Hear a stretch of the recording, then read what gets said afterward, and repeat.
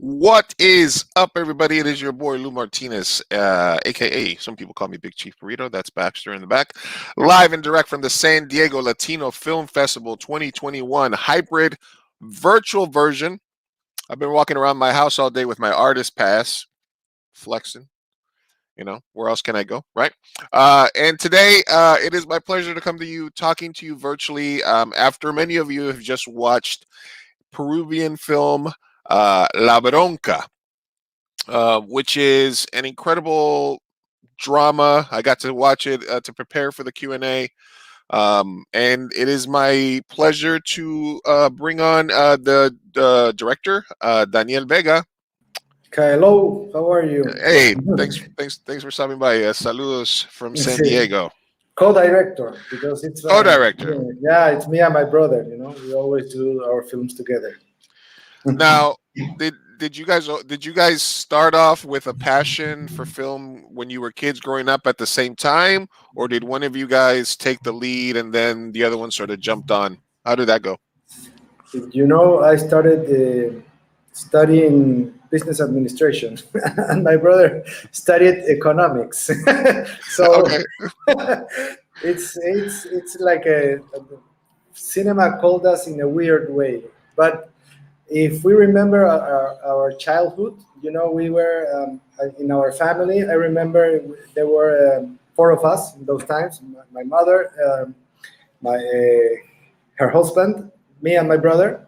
My little brother was not born yet, and we went to the rental, like a Blockbuster, but not legal, right. And each of us rented un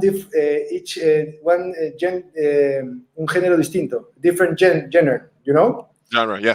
So we watched 4 different films when we were in weekends. I remember that, as something that called our attention. I remember I always watched the 4 films, the different genres, the 4 ones. My mother only the drama, her husband like action, and they will watch with me. I think the 4 of them. So I don't know. There was something there that called us. I don't know. Weird. So what was the first movie that, and then we're talking live with Daniel Vega, co-director of La Bronca, part of this year's San Diego Latino Film Festival. If you have any comments, if you just finished watching the film and you have any questions for the director, feel free to leave them in the comments. We got Seb stopping by, say Grande Peru, congrats. There you go. Thank you. But I want to jump into the movie just because you said about your brother first time. But what was you always watched a lot of movies? What was the first movie that you could watch over and over that you obsessed about? I remember, we bought films in our house, and I remember one film that was there that I watched like many times, and it was The Deer Hunter. Mm, I remember that film, like watching it a lot. wow. That stuck in my mind. I was like a kid. I don't know, maybe 9, 10, 11 or something. But I remember watching it a lot of times. Okay. That where did the obviously people understand the history of South America and the turmoil, the regime changes, things like that. When obviously this movie is at its base a family drama, about a time in this young man's life. Um, what and there's this mystery that's sort of hanging, this, I don't know if you want to call it like a MacGuffin or a red herring, but there's this mystery that's hovering over the film. Why did you Was it inevitable because you are from Peru that you wanted to make a commentary or add the background of like Peruvian politics and history into it? What did you ever think about just sort of sticking to more of the story, or was it important that that part sort of be in the background and sort of part of Um, the film? you know, when we first approached this film, this story, it was based like with a lot of difference, but it's based on a true story.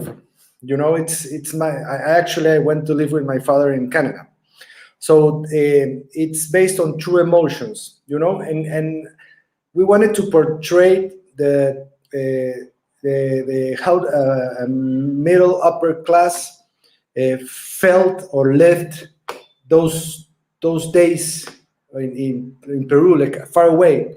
In fact, they were far away and they didn't care about it much. This Bob Montoya, the father. It's like he's not even proud to be Peruvian. No, he somehow wants to erase his own nationality, and in those days, those things were true. There were a lot of people that were fleeing the country, were leaving it because of there was I think inflation, economic crisis, terrorism. There were a lot of things going on there, and people were not proud of their own country. So we wanted to portray it how we lived it in somehow. The film is something else, but at the beginning, Mhm. those were the true emotions that led us to develop this film. Yeah, I connected with it in several ways. Number one, I had that exact faded denim jacket that he wears. I had that exact same jacket in 1991 in New York, uh, and I kind of did the opposite because I'm yo soy colombiano uruguayo, but I lived most of my life in the United States, and then I found myself moving to Medellin in 1988. Ooh. I was in yeah, when things were going explosions, so I from 88 to 90 I lived in probably the one of the most violent cities at the time.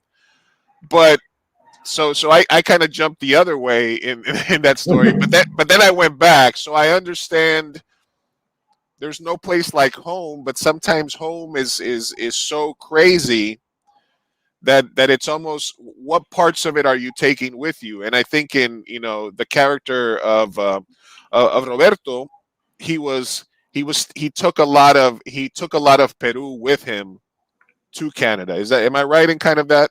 Of course, he took a lot of Peru. He's finding himself in this new environment, a father that he barely knows.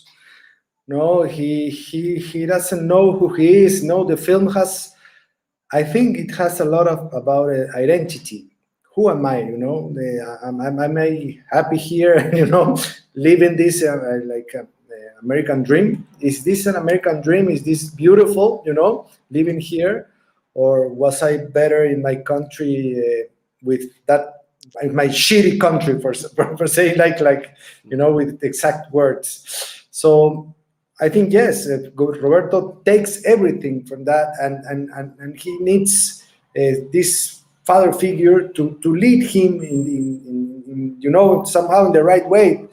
And you find a father that it's so thinking about himself and his success and his Peruvian dream, and he has his own view about masculinity, but because the film is also about some kind of masculinity that is, in those 30 years from 30 years later is like obsolete almost. Some a character like that is like you can crucify him, but it was normal in those days. You were raised like that with those views.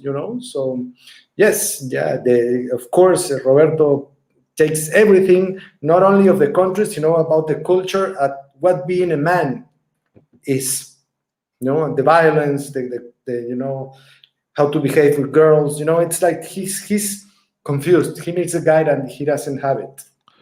The relationship is strange because as a viewer, right, you're watching Roberto. He's a good-looking kid. He's smart, right? It's almost like you want to step in as like a cousin or an uncle and say, listen, just stay in Canada. You're smart. Be an engineer. Make a ton of money. Don't overthink this, right? But it seems like he doesn't have a relationship either with his mom or his dad where neither one of them can really speak to him on that level. They're talking to him almost as if he's, like a little kid, or doesn't, does that make sense? Kind of that take. I don't know if it's a little kid. I don't know if I don't think they can handle him. They can't relate They, to him. yeah, they don't know how to. And of course, being a father, I'm a father. It's difficult. Raising kids. Do you have a manual? No. You can, screw it up many times. So he's confused. He doesn't know who he is, what it is, and he needs a guide that he doesn't get there. He doesn't have it with his mother, so he goes to Canada to his father, and he finds his father. Who's this man? What is he teaching me? I'm so confused. Why is it so cold here? Why is it so cold? Of course. Of course. Yes, Right.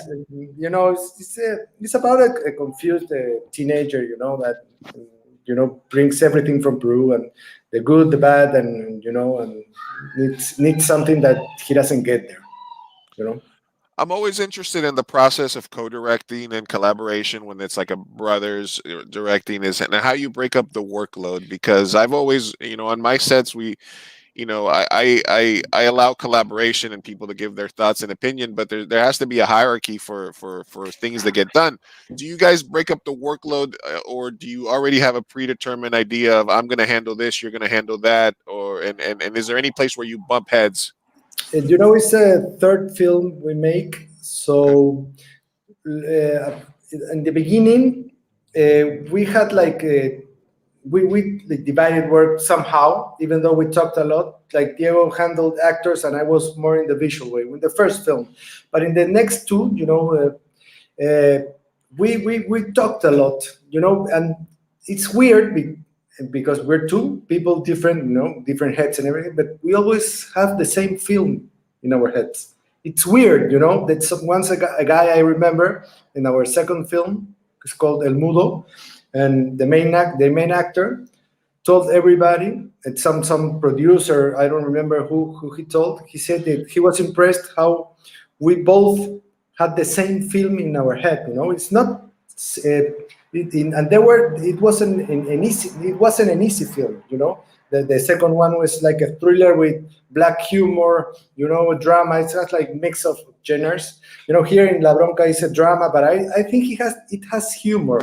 Difficult to find it or to understand it, but it does, especially through the father.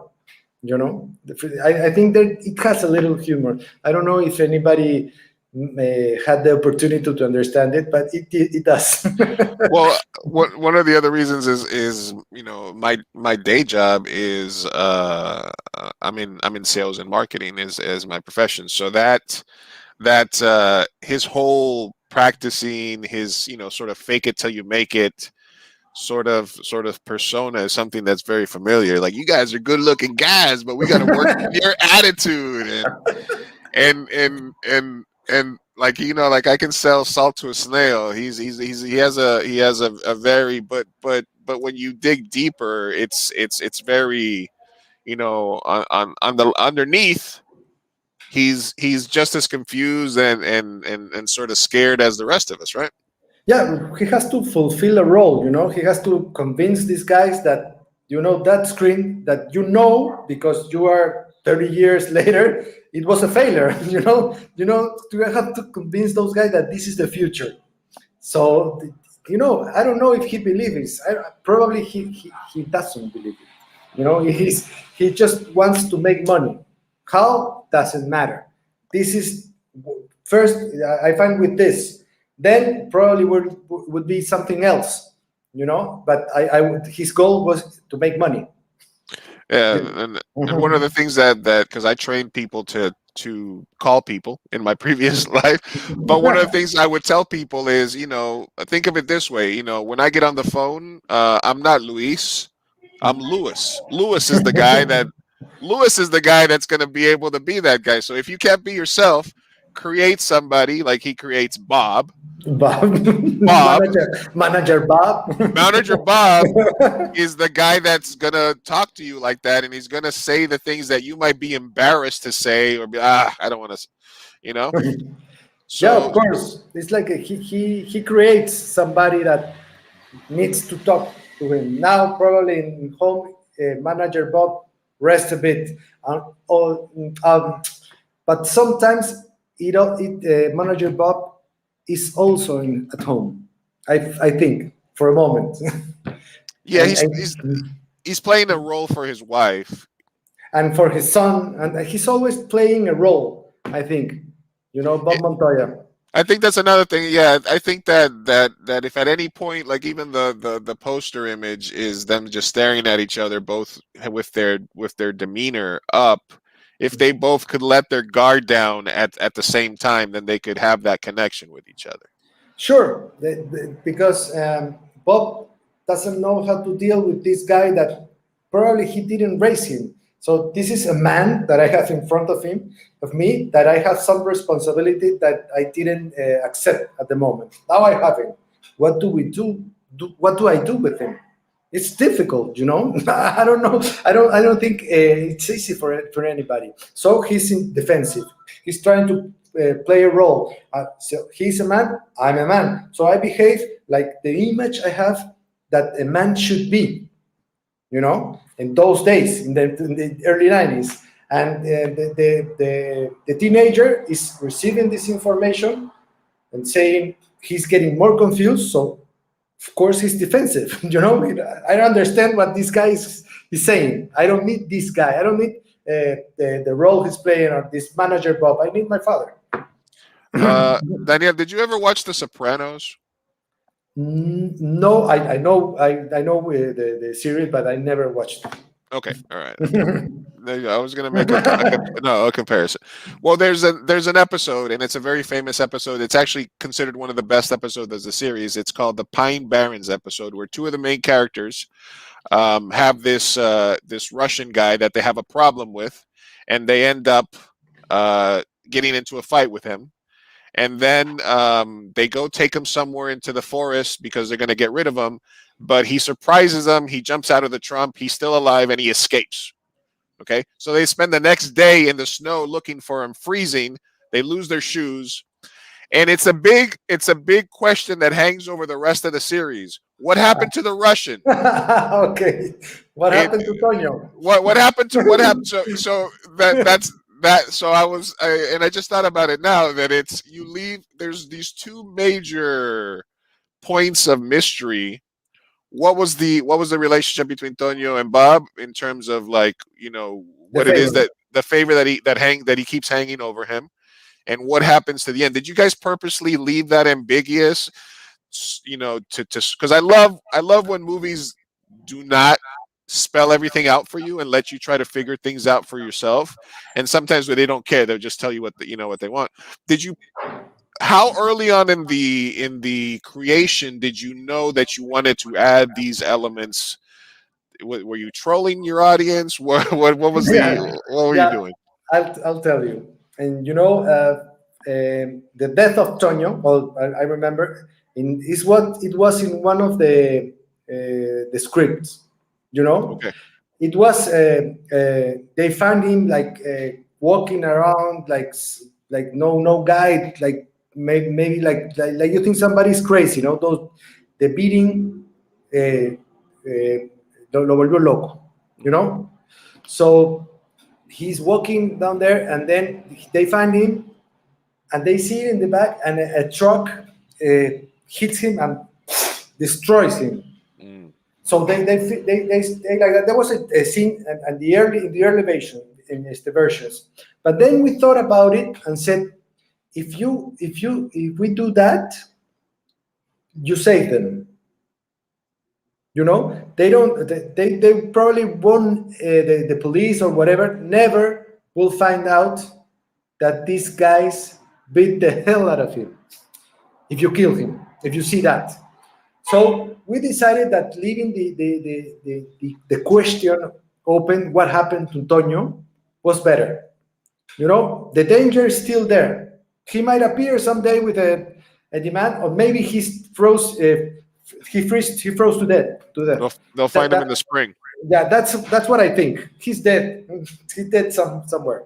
And the other question, the favor, we had a scene.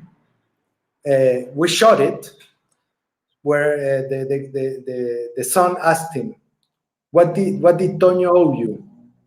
Yeah, and the father, you didn't know if the father was lying or was telling the truth. Was ambiguous also. He told he said that nothing. He helped me getting a job.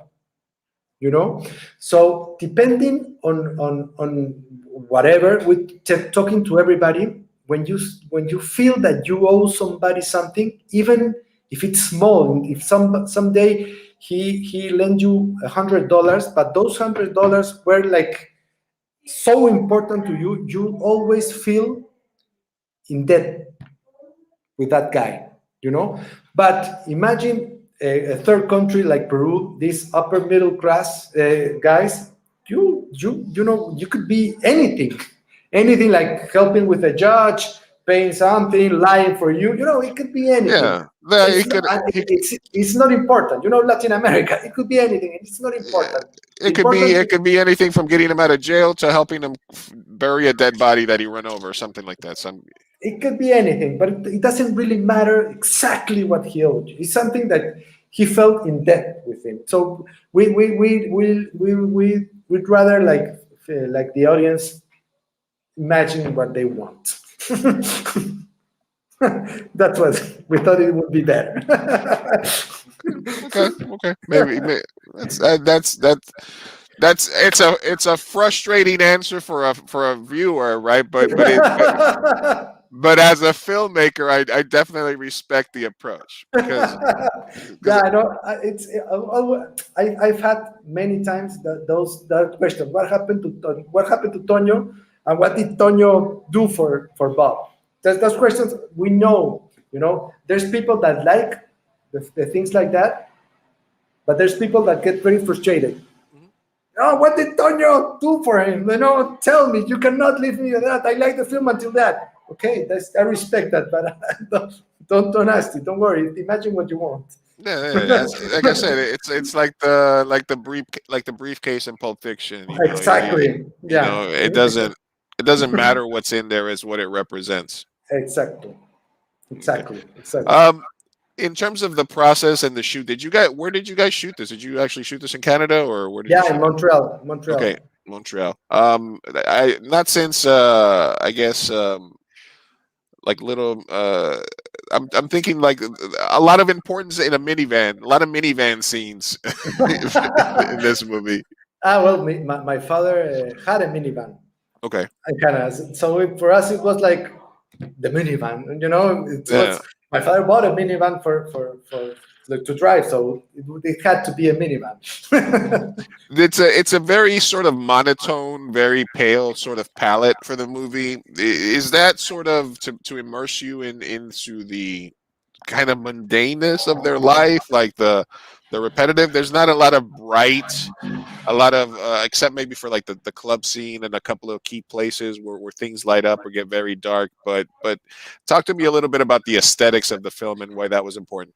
But you don't think like snow is like that? It's like monochrome or something. Like snow makes you like that that tone. You know, we didn't put You adapted more from what you blue. had. Yeah, yeah. It's not we put more blue or whatever. It's like you know the colors were there. Like a lot of snow, a lot of white, and the colors. You know, the jeans doesn't bring you color. You know, we didn't want like you know in those days in the 80s you used to use these things like very flashy like you know fosforescente Mhm.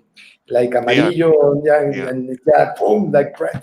No, we didn't want to. We wanted to like the palette with be the same. These Canadian guys managed that very good, and you know, and we had little money. We did it. We did the film like we shot it in 15 days. Wow. You know, without lighting, All natural. all natural. You know, and like the lights, you're changing the bulbs and that. We had, I remember we had like one kino, one this, uno de estos fluorescentes, you know, Same. one, and we had like this, esta luz que es como un cuadradito pequeño, cambia, tiene dos temperaturas. Mhm. Like an That, LED. ya, sí, es pequeño, no te da mucha luz. Ya, this. Those two lights and you know all natural, that's what we shot with the film with. It's like very it's a little, but you don't see the little, so you have to see the 90s in the clothing, you know, in the cars, you know, like a minivan, no, because that's when you see the 90s. We couldn't make a like a large film with a lot of cars and we didn't have the money to do it. Did you ever have to reshoot a scene because somebody had like their smartwatch on, or because they had their you saw a cell phone on the table somewhere? How? No. Imagine shooting that film in 15 days. You know, we didn't have time to think. You know, we Wow. shot, sometimes we didn't even shut down the camera. You know, we shot it, scene, don't cut, don't cut, don't cut. We approached and we did a close shot for the other guy to have it in editing. It's like it was crazy, you know. It was very exhausting, demanding, but at the end, it was a beautiful experience. But in the moment, I was like crazy, man. So It you was did you, like so you guys brought how many? How you brought all the actors or at least the three the main crew. actors. The crew, like three main actors from Peru. I had the DOP, that was a Spanish guy, Diego Romero, and there was the one guy from for the lights, and focus puller and data manager. And That then was it. the rest of the actors are from Montreal. The actors from Montreal, and then the art from Montreal, dressing, you know, those. But we were like no more than 15 people. 15. How was it taking three actors from Peru and then having to find supporting actors in Montreal and combining them and making it work? Well, we did a first we did a cast in like a couple of 3 months earlier. You know, we went to Canada, we cast, we chose, and then we brought these three guys that they're great guys. They didn't know each other, but they became great friends there. The three Peruvian guys, even though the age difference, there's two guys that are almost the same age, but the young one is like very young. So what we did is like before shooting, we made a party, and then we made like the girls, and you know, these are the guys. Let's have fun. Let's relax. and they connected there. And then afterwards, everything was easy. But the Toño lived in Canada for like some years, so he knew the experience. When he read the script, it's like he said, "I know this guy. This is my brother." Bob Montoya is my brother. So he connected very well with the script. It was easy for him to understand the dynamics of the migration and everything. Did you so you always knew you wanted to capture that time in place, right? Yeah. The story, well, like I told you, when I went to live with my father was 91. So we wanted to capture it. It had to be there in Canada. It had to be everything there. It had to be the context. It's just, when you create a story and you find it, it's like you cannot sacarla de contexto. You have to do what first made you do that film. So we had to stick with that, no, with that idea. Do you think that the subject matter, specifically, because when I like when people ask me, like, Luis, you're Colombian, do you ever want to do like a narco or a Pablo Escobar story or something like that? I was like, well,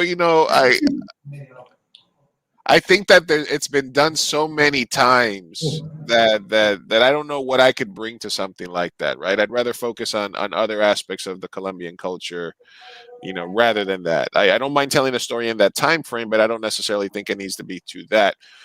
But I think that in terms of like the history of Peru, and I grew up in New York, in Queens, with a large Peruvian culture there as well.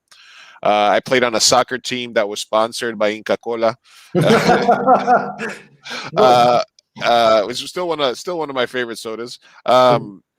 Do you think that it'll be a theme that you continue to revisit? Do you want to go deeper into the politics at any point, or was it just a story that you wanted to get out, and you want to move on to something different? I think it was a story that should have been our first film. It's like the story that it's almost this kind of You think it stories. would have? You think it would have been as good if it would have been your first film, or do you I think you don't would have know. made more mistakes? No, it would have been terrible. Okay. I don't know, but it should have been our first film. It's like the kind of film that you do the first time. Mhm. But we started in the different way. If you can watch our first two films, they're like, it's the same brother, but it's the different. It's like they're the different films. And but I don't know. Politics and everything. The father figure has always been in our films. It's always a thing that we go back to. It's like a trilogia. That I think we have closed this subject, but we're developing our fourth one. And there's also a father figure in a different way. This not like the main character, but he's there. And now our main character is a woman, so we want to. But it touches themes that are very, very, very Latin American. So I think somehow we're talking about the same thing in a different way. There's also this. They're saying that the directors, they tell the same thing. Yeah. They make the same film Uh, all over again. So, Sin querer queriendo, right? Just yeah, yeah. But the next one, it would be a horror film. We want to make dark humor with horror. there you go. Why Something not? different. Something Why different. why not? Right? Do you did you guys edit it yourself, or did you trust somebody else to chop it up for you? Well, we always work with editors, but we always are work with them. We talk a lot. We and in La Bronca, my brother lives in Barcelona. That's Mhm. why he's not here. Right. Time difference.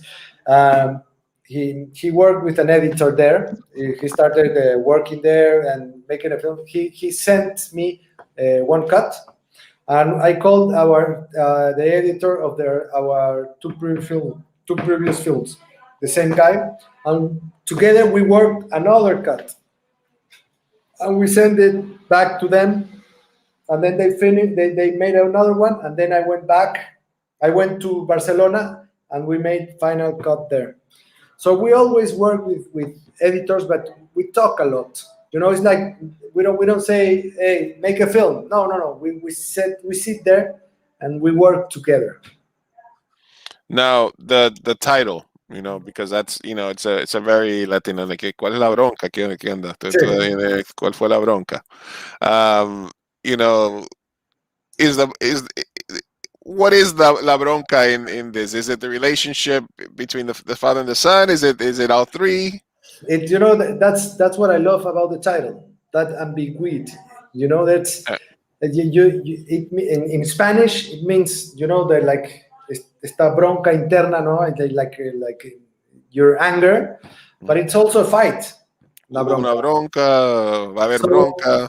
but it's everything. That's why I like what I like about the title. It's everything, but you don't know it until you watch it. One No. one of one of the other films that I've seen recently that sort of felt like it had elements. I don't know if you saw it. The Ya no estoy aquí, the Mexican film that's on Netflix. I recently saw it like a couple of months ago, three or four months ago. Yeah, the guys that danced. Yeah, the dance, and then he left. He went to New York, and then he eventually decided to come back. Yeah. That's another thing that's left up to mystery, which is, does Roberto really go back to Peru? Because we're left in this moment. You got mysteries all over the place. You know, because we leave the slice of life. With him and his father. His father sort of once again trying to reinvent himself. You know, and he's there at the diner with his son, and we really don't know what it is that he does as well. Did What you do you did you think? like I said, I wish there was somebody who could tell him, man, like just step in and say, you're like a genius. You should just go to school in Canada and be like, like relax, but then there is that element of, nothing is the same as home, and there is something to be said for, as humble as it might be, for trying to make it, because as much as, I have, huge parts of my family that have that live every Latina family has the element that left and went to the United States. El primo, mi tío, mi abuela, that's there. But the bulk of the families are still making and living, and the difference, I think, for me, is that, like, if you're in Uruguay, if you're in Peru, you don't need as many things to be content in your life. You have a car, you have your friends, you go to the soccer games, you go to the beach, you go here, you go there, and it's a simpler life.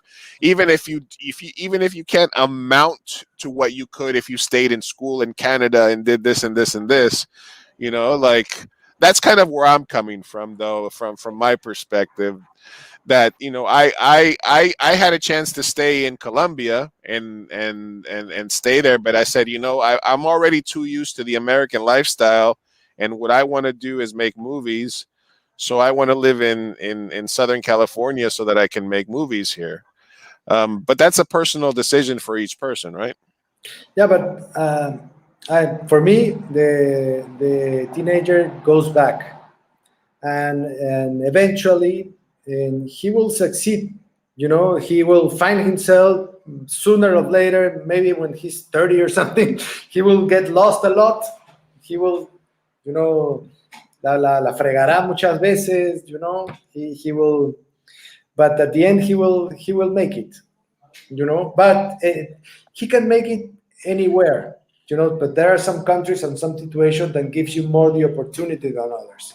And in Hmm. fact, in those days, if you were in Medellin, those days in Peru, they were exactly in, I know exactly the same, but there was, it's also like Close a enough. war. Yeah, bombs, people Yeah. dying, crisis, no money. Our coin, nuestra moneda se devaluó 9 ceros.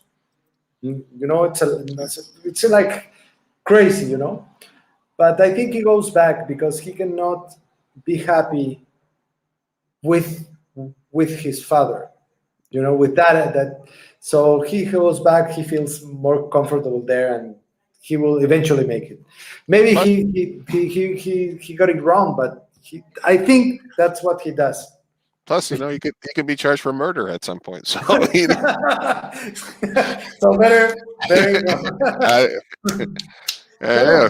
Violence is something that's also violence is irrational, Mhm. and the father loses it because somebody touches his son, and it's this very you understand that, That was the it's most your connect. That was the most connected they were in the film. exactly they connect the most in the wrong moment, in the wrong moment.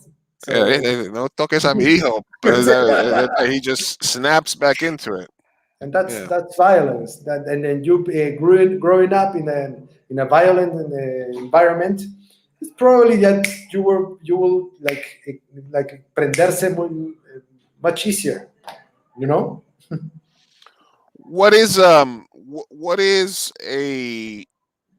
maybe underrepresented Peruvian story that you think would be something that general audiences would like to see a movie about? Do you think that there's a space for like a real exploration about like the 80s and 90s, like the regime changes and things like that, or is there like an undertold story somewhere that you think you might want to tell yourself someday? There are lots of films about the But a not lot a of lot. documentaries. There's a lot of there's been a couple that I've seen. I remember like for example Paraíso, which is I think it's a great film. It's a film not about the violent years, but about the people that left rural areas to Mhm. live in the city, but very poor people. So it's not about the violence, but it's about the consequences of the violent ruler. So I think there's another one, the bad intentions, also portrays like a middle upper class family in those days, and how the little girl lives those experiences. Not all also the father figure and the violent years, and how imagination makes her escape.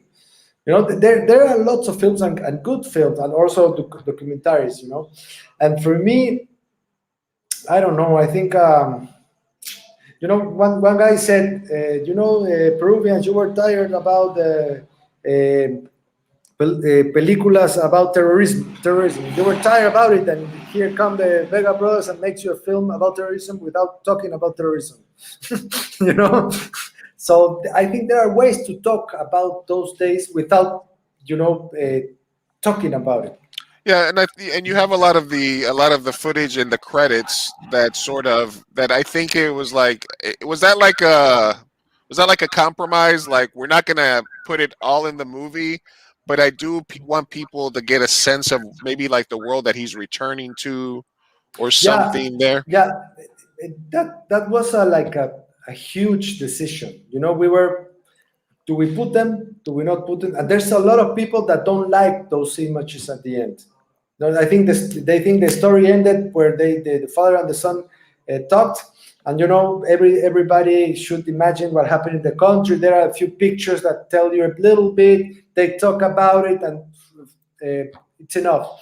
But we felt, and what like I said, it was a very difficult decision that if especially people abroad needed to know or to see exactly what happened in the city, because it's only images of Lima, Mhm. the capital, not about Ayacucho or other areas where the violence was even worse and was going a lot of previous in the 80s. No, it Yeah. was 91. In the capital, where some classes didn't want to see what was happening in their country. So at the end, we decided to put them, and like I said, there's people that don't like that, but I think for us, at the end, we said it's necessary. I mean, you can pick you can pick a country in South America and an aid, and there was all kinds of stuff like even Argentina, Uruguay with military stuff, and Chile, Brazil, Peru, Ecuador, Colombia, Venezuela. There, it's there's a lot of stuff happening, and a lot of it had to do with outside influences trying to control and pick the regimes of the country. So there's a million stories out there to be told. I'm glad that you have told your version of it without getting too deep into it, but also that you are also open to exploring other genres and not getting like pigeonholed into that area, right? You don't want to necessarily be known as somebody that's only in that. No, if you see our two films, they are like they happen when they are like actual films, not 90s. They're like one was in 2010 and the other 2013. Well, the stories took place there in those days, exactly in those days, and now we're gonna make a film that is post-pandemic, because we don't want to put masks and talk about this thing, the virus, and we don't know, we don't Right. want to, There's too we don't many. want There's to, too many of those. yeah, and we don't want to go into it. It's it's like a ¿cómo se dice? Un presente distópico. It's no time. No time. It's rather to put in context. Maybe the pandemic happened maybe a long time ago, like a few years. No masks. We don't want to go into that. To actual. They come to you and they say, Daniel, what was the movie that you told me that you obsessed about? No, that I watched a lot of times in when I was young. The Deer Hunter. Okay, they say, Daniel, we're doing a Latino remake of The Deer Hunter Oh. with Oscar Isaac. Great actor. Great Hey, actor. great actor. Do you say yes or do you say no because classics shouldn't be remade? Mm, Depends on how much money do I need. You're gonna get more than 15 days. You're gonna get more than 15 days. Then I'll make it, man. Yeah, hey, why not? Yeah, why not? Yeah, they give you enough money to make your next 4 movies. You're good. Latin American filmmakers, we have it tough. I think everybody has it tough, but Absolutely. yeah, but it's difficult to make films and live from it. I find it. I find myself like in the middle because I feel like I'm an American Latino director because most of my life has been here. So I think that there is that difference between my experience. Although I lived in Uruguay, I've lived in Colombia, I lived all over South America actually. So I find myself sort of in between those two worlds, honestly. But so my films are a little bit different. They're a weird mix, but I love communicating and learning about the processes because even though they might be completely different coming from different experiences, at the end of the day, it's about writing the script, figuring it out, and just being there day one. There's nothing like day one, shot one, right? Yeah, it's great. But for what you're saying, your films, if you're like more an American, your films are more American than the view of some Latin making a film in the United States. Right. Yeah. Yeah. Yeah, Yeah. Yeah. I'm a I, yeah. I want to I'm an watch them. American. I want to watch your film. Yeah. Yeah. Absolutely.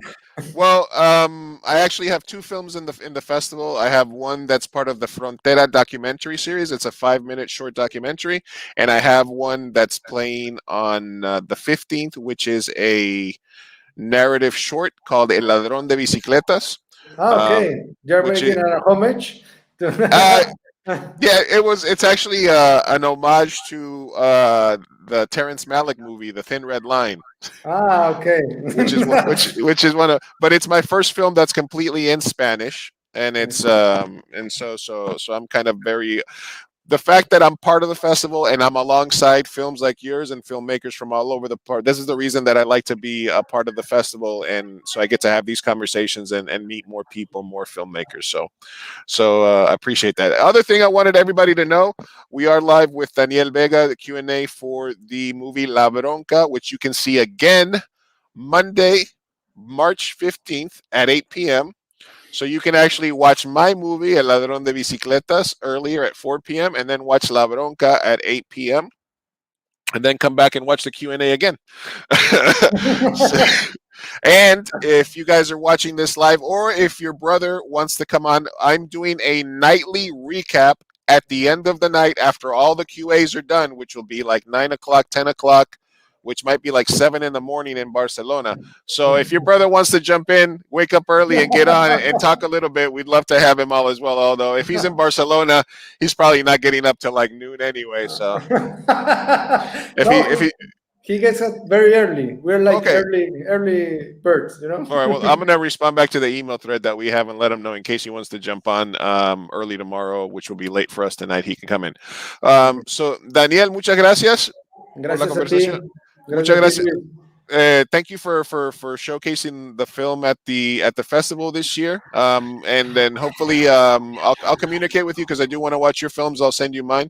And the best of luck to you. Everybody watch the movie again. If you didn't watch it today, watch it Monday, March 15th, as part of the San Diego Latino Film Festival. Thank you very much for being a part of this, man.